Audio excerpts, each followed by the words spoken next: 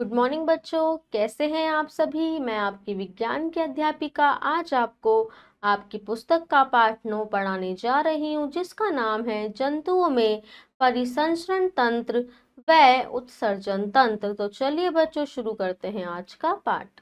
पाठ 9 है आपका जंतुओं में परिसंचरण एवं उत्सर्जन तंत्र। तो परिसंचरण तंत्र क्या होता है? शरीर के सभी अंगों से अपशिष्ट पदार्थ इसी के द्वारा इकट्ठे किए जाते हैं तथा वह निष्कासन भी इन्हीं के द्वारा किया जाता है, जिनको परिसंचरण तंत्र कहा जाता है। शरीर के विभिन्न भागों से अपशिष्ट पदार्थ परिसंचरण तंत्र के द्वारा एकत्रित करके निष्कासन के लिए उत्सर्जी अंगों तक ले जाए जाते हैं। आगे देखते हैं। एक कोशिकीय जंतु में भोजन विसरण द्वारा गति करता है तथा जल या कोशिका द्रव्य के साथ बहता है। बहुकोशिकीय जंतु में सभी कोशिकाओं में आवश्यक पदार्थों की पूर्ति के लिए विशेष परिवहन तंत्र होता है। यह शरीर के लिए हानिकारक पदार्थ को हटाकर उन्हें ले जाने का कार्य करता है। इस प्रकार रक्त भीतरी अंगों व पर्यावरण के बीच एक आदान प्रदान करने वाले कारक की भांति कार्य करता है। अंगों का वह समूह जो रक्त को शरीर के सभी भागों में पहुंचाने में मदद करता है, परिसंचरण तंत्र कहलाता है। आगे देखते हैं मानव का परिसंचरण तंत्र। तो मानव का परिसंचरण तंत्र एक परिवहन तंत्र है जो हमारे शरीर में रक्त के साथ पदार्थों को ले जाता है। मानव परिसंचरण तंत्र में निम्नलिखित कारक होते हैं। तो ये जो परिवहन तंत्र है, ये क्या करता है? हमारे शरीर में रक्त के साथ पदार्थों को ले जाता है, जिसके अंदर निम्नलिखित कारक होते हैं। पहला है हमारा रक्त, रक्तवाहिनियां तथा हृदय। तो रक्त द्रव्य ऊतक है जो शरीर में पदार्थों को ले जाते हुए तंत्र में बहता है, रक्त कहलाता है। वे नलिकाएं जो रक्त को यहाँ से वहां ले जाती हैं, रक्त वाहिनियां कहलाती हैं तथा हृदय रक्त को रक्त वाहिकाओं के द्वारा चलाता रहता है। आगे चलते हैं। रक्त क्या है? रक्त एक विशेष प्रकार का ऊतक है जो रक्त वाहिनियों, धमनियों, शिराओं तथा कोशिकाओं में बहता रहता है। रक्त का संगठन रक्त किन किन पदार्थों से मिलकर बना है? आगे देखते हैं। रक्त वाहिकाओं में बहने वाला एक लाल रंग का द्रव है। यह निम्न कारकों से मिलकर बना होता है। प्लाज्मा एक हल्के पीले रंग का तरल होता है। यह रक्त के कुल आयतन का 50 से 60% होता है तथा प्लाज्मा जल के लगभग 90% से तथा 10% प्रोटीन, लवण, हार्मोन्स और जलयुक्त पदार्थों का बना होता है। फिर है आपकी लाल रक्त कणिकाएं। जो लाल रक्त कणिकाएं हैं, इनको इरिथ्रोसाइट्स भी कहते हैं तथा छोटी छोटी चपटी गोल व बीच में से दबी हुई होती है, जैसा कि इस चित्र में आपको दिखाया गया है। ये संख्या में अधिक होती है और मुख्यतः यह एक आयरन युक्त प्रोटीन की बनी होती है, जिसे हम हीमोग्लोबिन भी कहते हैं। इसके कारण ही रक्त का रंग लाल होता है। तो किसके कारण रक्त का रंग जो लाल होता है, वह हीमोग्लोबिन के कारण होता है। एंजाइम व रसायन भी इसमें पाए जाते हैं जो इनके कार्यों को और अधिक प्रभाव युक्त बनाते हैं। आगे देखते हैं। लाल रक्त कणिकाओं का मुख्य कार्य ऑक्सीजन और कार्बन डाइऑक्साइड का परिवहन होता है। हीमोग्लोबिन फेफड़ों से ऑक्सीजन लेते हैं तथा शरीर की कोशिकाओं में पहुंचाते हैं और यहाँ कार्बन डाइऑक्साइड में यह परिवर्तित हो जाती है। आगे चलते हैं। श्वेत रक्त कणिकाएं ये हमारे शरीर में बहुत कम संख्या में पाई जाती है तथा ये हमारे शरीर को रोगाणुओं तथा कीटाणुओं से बचाती हैं, हमारे शरीर की रक्षा करती हैं। आगे देखते हैं, इनका जो आकार होता है वह अमीबा के जैसा होता है तथा यह परिसंचरण में प्रवेश किए हुए बैक्टीरिया को निगल जाती हैं। उसके बाद है आपकी प्लेटलेट्स। प्लेटलेट्स को थ्राम्बोसाइट्स भी कहा जाता है। ये कोशिकाओं के रंगहीन अनियमित आकार वाले टुकड़े होते हैं, जैसे कि आप यहाँ पे देख भी पा रहे हैं। ये कटे हुए स्थान से रक्त स्राव होने पर थक्का बनाने में मदद करती है। जब किसी को चोट लग जाती है तो यह रक्त का थक्का जमाने में मदद करती है। आगे देखते हैं, रक्त का थक्का जमना। तो रक्त का थक्का किस प्रकार जमता है? जब शरीर के किसी भाग पर चोट लग जाती है तो वहां रक्त का थक्का बनना शुरू हो जाता है। यदि थक्का नहीं बनेगा तो चोट के कारण अत्यधिक रक्त की हानि हो सकती है। जैसे ही रक्त नलिकाएं कटती हैं, प्लेटलेट्स कटे भाग के चारों ओर इकट्ठा होना शुरू हो जाती है। तब वे एक एंजाइम बनाती हैं जो रक्त में अन्य पदार्थों से क्रिया करके धागे जैसे तंतु बनाता है, जिसे फाइब्रिन कहते हैं। फाइब्रिन रक्त कोशिकाओं तथा प्लाज्मा का जाल बनाता है, जिससे यहाँ से ये हिल नहीं पाते हैं। प्लाज्मा स्थिर होकर कठोर हो जाता है और रक्त का थक्का जम जाता है, जिससे कि खून का बहना बंद हो जाता है। आगे देखते हैं, रक्त के कार्य। रक्त के निम्नलिखित कार्य होते हैं। यह शारीरिक ताप को नियंत्रित करता है, भोजन व ऑक्सीजन को शरीर के सभी भागों में पहुंचाता है। यह रक्त का थक्का जमा कर अत्यधिक रक्त स्राव को रोकता है। यह अनुपयोगी पदार्थ को गुर्दे, फेफड़े आदि में पहुंचाता है और वहां से इनका उत्सर्जन होता है। यह जल सतह को नियंत्रित कर एक समान रूप से वितरण कर जल स्तर को नियंत्रित करता है तथा यह जीवाणुओं को नष्ट करके रोग फैलाने से रोकता है। रुधिर वर्ग तथा रुधिर आयन, यह व्यक्ति के रक्त को दूसरे व्यक्ति में स्थानांतरण करने की प्रक्रिया को रुधिर आदान कहते हैं। कभी कभी कोई व्यक्ति किसी दुर्घटना में चोट लगने पर अत्यधिक रक्त को खो देता है। इस प्रकार की दशाओं में किसी स्वस्थ मनुष्य का रक्त प्रभावित व्यक्ति को दिया जा सकता है, लेकिन रुधिर आदान दाता व लेने वाले के रक्त निरीक्षण के बाद ही किया जाता है। मानव शरीर में 4 प्रकार के रक्त समूह होते हैं, जिन्हें ए, बी तथा ए बी और ओ पाया जाता है। अलग अलग व्यक्तियों में भिन्न भिन्न प्रकार के रक्त समूह होते हैं। ए बी वाले व्यक्ति किसी भी वर्ग का रक्त ले सकते हैं, क्योंकि इसमें कोई अभिलेशन नहीं होता। इसी कारण रुधिर वर्ग ए वाले व्यक्ति को सर्वगाही कहा जाता है और रुधिर ओ वाले व्यक्ति को सर्वदाता कहा जाता है। ओ वाले किसी को भी दे सकते हैं और ए बी वाले किसी भी व्यक्ति से रक्त को ले सकते हैं, क्योंकि लाल रक्त कणिकाओं में कोई प्रतिजन नहीं होता तथा इनकी सतह पर एक विशेष प्रोटीन पाया जाता है। इनको आप इस तालिका के सहायता से भी समझ सकते हैं। आगे देखते हैं, रुधिर वाहिकाएं। परिसंचरण तंत्र से संबंधित रक्त वाहिकाएं 3 प्रकार की होती हैं, जिनको धमनियां, शिरा तथा रुधिर कोशिकाओं में बांटा गया है। प्रत्येक रुधिर वाहिनी की संरचना तथा कार्य परस्पर संबंधित होते हैं। यह एक दूसरे से मिलकर कार्य करती हैं। तो आइए जानते हैं धमनियों के बारे में। ये वे रक्त वाहिनियां हैं जो रक्त को हृदय से शरीर के सारे भागों तक यानी कि विभिन्न भागों तक पहुंचाती हैं। कलाई व गर्दन को छोड़कर धमनियां ऊतकों में नीचे की ओर गहराई से स्थित होती हैं। आगे देखते हैं, धमनियों की दीवारें 3 सतह से मिलकर बनी होती है। जो बाहरी सतह है वह लचीले ऊतक से मिलकर बनती है और भीतरी सतह पतली व चिकनी कोशिकाओं से मिलकर बनी होती है। धमनियों की मध्य सतह एक मजबूत ऊतक है।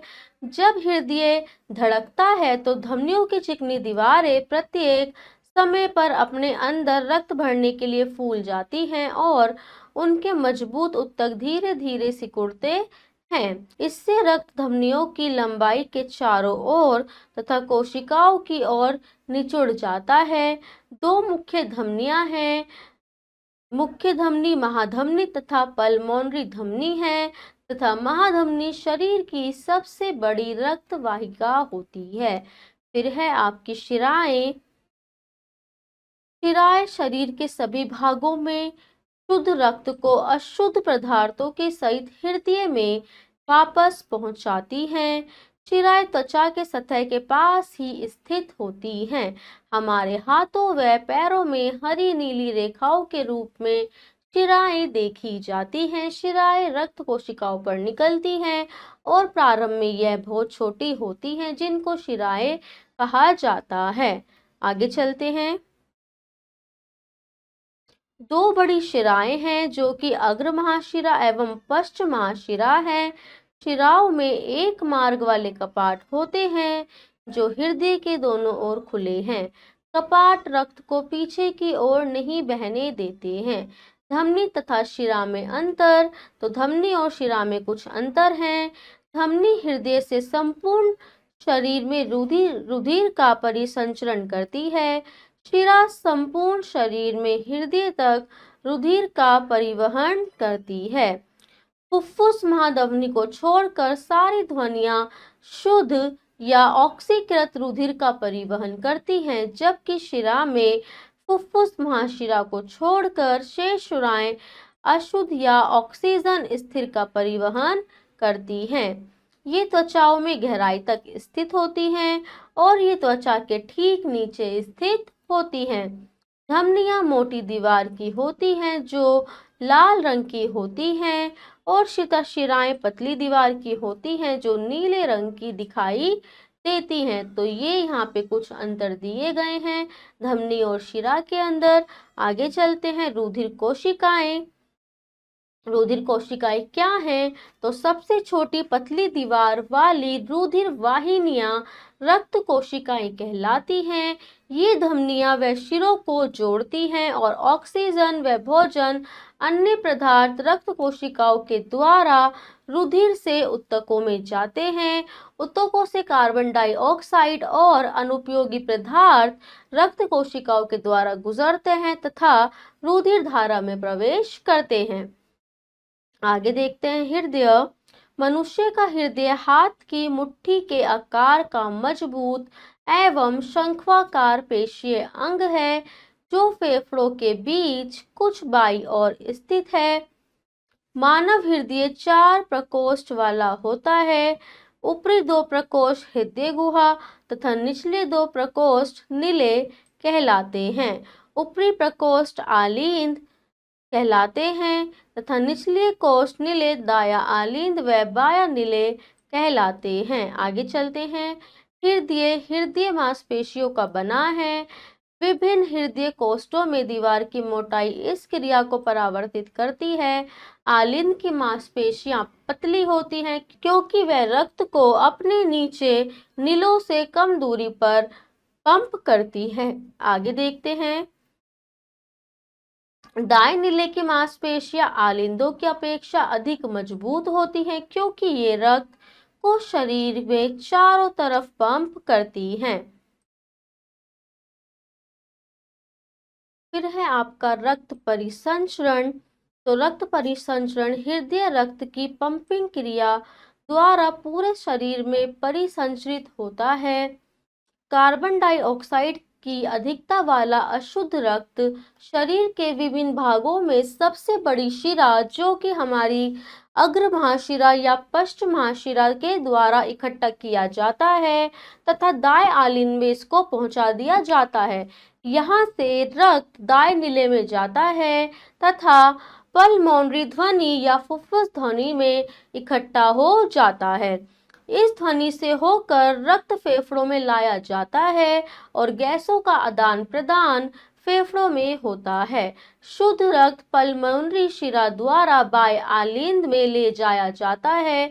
यहाँ से बाएं नीले में डाला जाता है तथा एक धमनी जिसके द्वारा इसको डाला जाता है, महाधमनी कहते हैं, और यहाँ से इसको शरीर के सभी भागों में प्रवेश करा दिया जाता है। इस प्रकार रक्त का परिसंचरण होता है। आगे देखते हैं एकल तथा दोहरा रक्त परिसंचरण।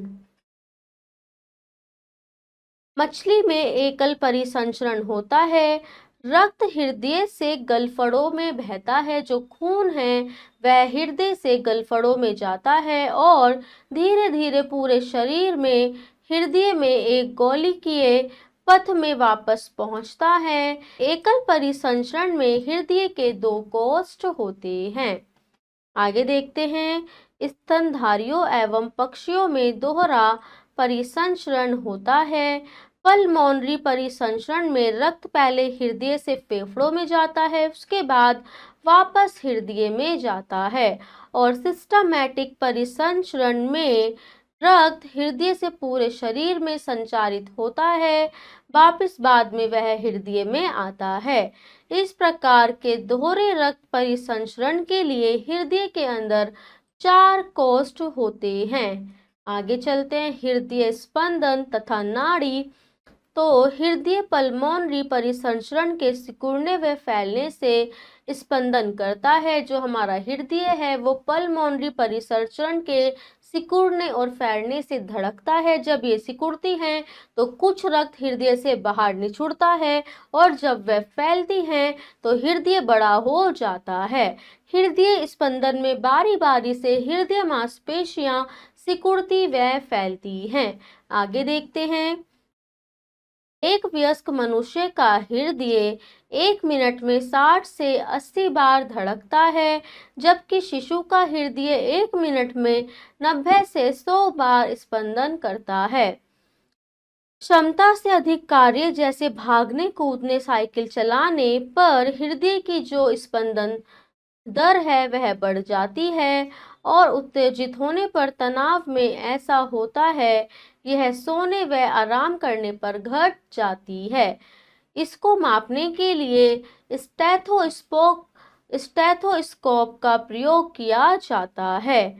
आगे चलते हैं हृदय स्पंदन हमारे शरीर से नाड़ी के रूप में परिवर्तित होती है। धमनियों के बारी बारी फैलने व सिकुड़ने को नाड़ी कहा जाता है। नब्ज को कलाई पे महसूस कर सकते हैं। आगे चलते हैं लसिका तंत्र। तो लसिका तंत्र क्या होता है? रक्त कोशिकाएं आदान प्रदान के अंग हैं। कभी कभी जो सारे पदार्थ होते हैं वह दीवारों से गुजरते समय पहुंच नहीं पाते। जैसे ही रक्त उन कोशिकाओं से गुजरने की कोशिश करता है उन पर दबाव बढ़ने लगता है और अणु विशेषकर रक्त के प्रोटीन कोशिकाओं में बच जाते हैं। जो द्रव बचता है वही लसिका कहलाता है। आगे चलते हैं इस प्रकार रक्त कोशिकाओं के साथ लसिका व कोशिकाओं में कुछ पदार्थों का आदान प्रदान होता है। भोज्य कण तथा ऑक्सीजन लसिका से कोशिकाओं में प्रवेश करते हैं। फिर है आपका रक्तदाब। रक्त को पंप करने से हमारी धमनियों में उच्च दाब उत्पन्न होता है, इसे ही रक्तदाब कहा जाता है।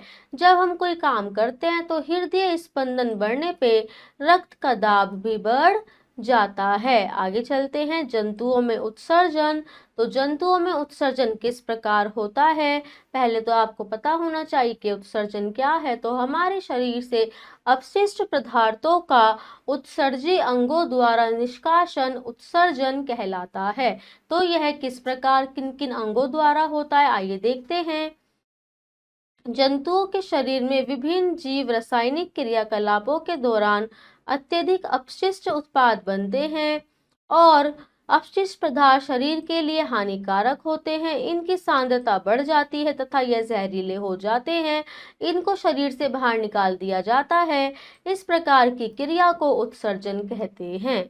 आगे देखते हैं छोटे व जलीय जंतुओं में जैसे अमीबा व हाइड्रा आदि अपशिष्ट पदार्थ सीधे जल में उनकी कोशिकाओं से विस्तृत होते हैं जिनमें वे बनते हैं। आगे देखते हैं विभिन्न जीवों में उत्सर्जन के विभिन्न अंगों द्वारा बने अपशिष्ट पदार्थों को नष्ट करने के लिए विभिन्न विभिन्न अंग होते हैं। जैसे केंचुओं में नली आकार की संरचना होती है जिसे नेफ्रिडिया कहते हैं।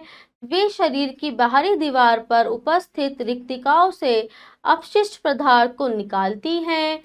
केंचुओं में दहन कोशिकाओं वाली बाह्य नली होती है तथा कीट पतंगों में अपशिष्ट पदार्थ को बाहर फेंकने के लिए मैलपीघ्य नलियां पाई जाती है। और मनुष्य व दूसरे जटिल जीवों में विभिन्न प्रकार के उत्सर्जी अंग होते हैं, जैसे कि त्वचा, फेफड़े, यकृत, बड़ी आंत और वृक्क। ये मनुष्य के अंदर पाए जाने वाले कुछ उत्सर्जी अंग हैं, जिसमें से कि जो वृक्क है वह हमारा मुख्य उत्सर्जी अंग कहलाता है। देखते हैं मानव उत्सर्जन तंत्र। यूरिया, पसीना तथा अपचित भोजन मनुष्य के उत्सर्जन पदार्थ हैं। मानव के शरीर में उत्सर्जन के विभिन्न अंग होते हैं। यकृत, फेफड़े, वृक्क आदि मानव शरीर के विभिन्न अपशिष्ट पदार्थों के उत्सर्जन में बहुत ज्यादा महत्वपूर्ण भूमिका निभाते हैं। आगे देखते हैं, उत्सर्जी तंत्र में वृक्क के साथ मूत्र वाहिनियां एवं मूत्राशय तथा मूत्र मार्ग भी संबंधित रहते हैं। जैसे कि आपको वृक्क के साथ यहाँ पे दिखाया भी गया है कि ये हमारी मूत्र वाहिनियां हैं, यह है हमारा मूत्राशय तथा यह है हमारा मूत्र मार्ग है। आगे चलते हैं, ये सेम के आकार के संख्या में 2 होते हैं, जो कमर के थोड़ा सा ऊपर रीढ़ की हड्डी के दूसरी तरफ पाए जाते हैं। ये लाल भूरे रंग के तथा लगभग 10 सेंटीमीटर से 6 सेंटीमीटर चौड़े होते हैं। प्रत्येक वृक्क बहुत से कुंडलीकार नलियों का बना होता है, जिन्हें कोशिका गुच्छ भी कहते हैं। एक पतली नली जिसे मूत्रवाहिनी कहते हैं वृक्क से मूत्राशय में जाती है। मूत्राशय एक मजबूत थैली होती है जो अमाशय की गुहा की तली में स्थित होती है। वृक्क में मूत्र सारी कोशिकाओं गुच्छों से मूत्र वाहिनियों में बहता है और अत्यधिक मूत्र यहाँ पे इकट्ठा हो जाता है तथा थैली गुब्बारे की तरह फूल जाती है। और मूत्र मार्ग का सिरा एक गोलाकार मांसपेशी से घिरा रहता है, जिसको स्फिंक्टर कहा जाता है। यह मांसपेशी सिकुड़ी हुई रहती है, जिससे मूत्र थैली के बाहर नहीं आ पाता। अब थैली पूरी तरह भर जाती है, यह गोलीय मांसपेशी ढीली हो जाती है तथा थैली की दीवारें की मांसपेशियां सिकुड़ती हैं। इसके बाद मूत्र मार्ग के रास्ते बाहर निकल आता है। यह क्रिया मूत्र मार्ग निर्माण कहलाती है। आगे चलते हैं, प्राय एक वयस्क मनुष्य 24 घंटे में 1 से 2 लीटर मूत्र उत्सर्जित करता है, लेकिन मूत्र की मात्रा लिए जाने वाले द्रव्य पदार्थों पर भी निर्भर करती है। मनुष्य के अन्य उत्सर्जी अंग, तो मनुष्य के अन्य उत्सर्जी अंग हैं फेफड़े।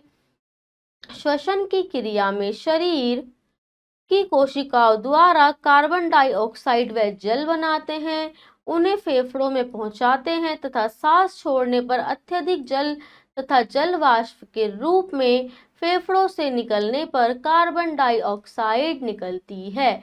इस प्रकार फेफड़े उत्सर्जी अंगों के रूप में कार्य करते हैं।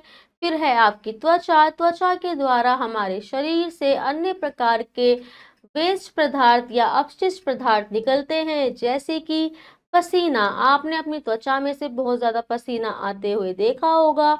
जो गंदा पसीना होता है वह अपशिष्ट पदार्थ के रूप में हमारी त्वचा से बाहर निकल जाता है। गर्म जलवायु में व्यायाम करने से पसीना ज्यादा निकलता है। भारी मात्रा में पसीना निकल जाने पर रक्त गाढ़ा हो जाता है, इसलिए यह नियमित रूप से परिसंचरित नहीं होता है। आगे चलते हैं, कई जीवों में श्वेत ग्रंथियां नहीं होती हैं। वे फेफड़ों के स्थान पर मुंह से वाष्पीकरण के द्वारा नमी खो देते हैं। इसी कारण गर्मी में कुत्ता भी हांफता है। फिर है आपका यकृत। अमीनो अम्ल का अमोनिया व यूरिया में बदलना मुख्यतः यकृत के द्वारा ही होता है। यह अमीनो अम्ल को यूरिया व अमोनिया में बदल देता है तथा एमिनो अम्ल के रूपांतरण से जो पदार्थ बनते हैं वह रक्त में जाते हैं और यूरिया को रक्त वृक्कों में पहुंचा देता है। इसका यहाँ से उत्सर्जन होता है। यकृत लाल रुधिर कणिकाओं को उत्सर्जी वर्णक में तोड़ देता है। यह वर्णक पित्त तथा छोटी आंत में प्रवेश करता है और शरीर के मल के साथ बाहर आ जाता है। इस प्रकार यकृत भी कई हानिकारक पदार्थ को बाहर निकालता है। फिर है आपकी बड़ी आंत। बड़ी आंत कई अपशिष्ट पदार्थों को गुदा के द्वारा मल के रूप में बाहर निकालती है। अपोहन एक अर्धपारगम्य झिल्ली द्वारा बड़े अणुओं से छोटे अणुओं को अलग करने की प्रक्रिया अपोहन कहलाती है। ग्लूकोज व स्टार्च के मिश्रण को अलग करने में अपोहन विधि का ही प्रयोग किया जाता है। यह अर्धपारगम्य झिल्ली के रूप में प्रयोग होती है। आगे चलते हैं अपोहन की क्रिया विधि। अपोहन के सिद्धांत का प्रयोग एक कृत्रिम वृक्क उपकरण में किया जाता है जिसे अपोहन मशीन कहते हैं। यह मशीन उस दशा में उपयोग की जाती है जिसमें नियमित रूप से वृक्क उत्सर्जी क्रियाएं नहीं करते। इसके बाद शरीर में अपशिष्ट जमा हो जाते हैं जिससे मृत्यु भी हो सकती है। वृक्क मशीन जैसा कि चित्र में दिखाया गया है, भुजा में धमनी से जुड़ी नली में रक्त लेती है और मशीन के अंदर रक्त अपोहन थैली में बहता है, जिससे होकर छोटे अणु यूरिया के साथ दीवार से गुजरते हैं और ऐसे ही भुजा में शिरा से दूसरी नली के रास्ते शुद्ध रक्त वापस आता है। अपोहन थैली एक द्रव में धोई जाती है और प्लाज्मा के समान होती है। इसके बाद रक्त से अपशिष्ट पदार्थ बाहर विस्तृत हो जाते हैं तथा मशीन के द्वारा बाहर कर दिए जाते हैं। वृक्क के खराब होने पर रोगी को वृक्क मशीन लगाई जाती है जो उसे स्वस्थ बनाती है। ठीक है बेटा, आगे चलते हैं। इस पाठ के कुछ स्मरणीय तथ्य हैं, चलो इन पे नजर डालते हैं। रक्त को पंप करने वाला एक अंग हृदय कहलाता है। रक्त की प्रत्येक बूंद हृदय से 2 बार गुजरती है। मानव परिसंचरण तंत्र रक्त वाहिकाओं तथा हृदय से मिलकर बनता है। रक्त विशेष प्रकार का ऊतक है जो वाहिकाओं, धमनियों, शिराओं और रक्त कोशिकाओं से होकर बहता है। धमनियों में रक्त वाहिकाएं होती हैं जो रक्त को हृदय से शरीर के विभिन्न भागों तक लेकर जाती हैं। रक्त का लाल रंग हीमोग्लोबिन के कारण होता है। हृदय मांसपेशियां बार बार फैलने व सिकुड़ने से हृदय का स्पंदन होता है। मनुष्य में 4 प्रकार के रुधिर वर्ग पाए जाते हैं, ए, बी तथा ए बी और ओ। ए बी रुधिर वर्ग वाले लोग सर्वग्राही तथा ओ रुधिर वाले लोग सर्वदाता होते हैं। शरीर से अपशिष्ट पदार्थ जैसे कार्बन डाइऑक्साइड, यूरिया, यूरिक अम्ल आदि को बाहर निकालने को उत्सर्जन कहते हैं। यकृत, फेफड़े, त्वचा, वृक्क उत्सर्जन क्रिया में महत्वपूर्ण भूमिका निभाते हैं। वृक्क प्रमुख उत्सर्जन अंग है। आगे चलते हैं अभ्यास। तो चलिए बच्चों, इस पाठ का अभ्यास शुरू करते हैं। आइए देखते हैं प्रश्न का सही उत्तर के सामने सही का निशान लगाइए। मानव श्वसन के समय कौन सी गैस निकलती है? कार्बन डाइऑक्साइड, नाइट्रोजन, ऑक्सीजन या इनमें से कोई नहीं। तो इसका आंसर है कार्बन डाइऑक्साइड। मानव शरीर में कितने प्रकार का रक्त समूह पाया जाता है? तो मानव शरीर में 4 प्रकार का रक्त समूह पाया जाता है। त्वचा के ठीक नीचे स्थित होती है धमनी, शिरा या दोनों। तो त्वचा के ठीक नीचे शिरा स्थित होती है। आगे चलते हैं प्रश्न खा। रिक्त स्थानों की पूर्ति कीजिए। डैश रक्त को हृदय से शरीर के विभिन्न भागों तक ले जाती हैं। तो धमनियां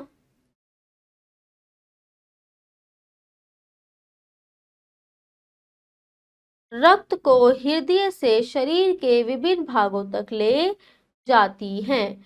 गर्म जलवायु में व्यायाम करने से पसीना ज्यादा आता है। हृदय हृदय मांसपेशियों का बना होता है।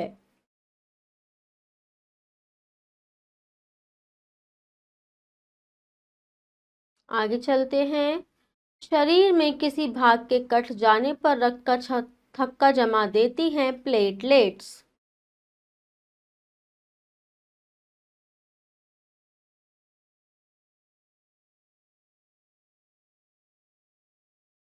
दो रक्त परिसंचरण वाले हृदय में 4 कोष्ठ होते हैं।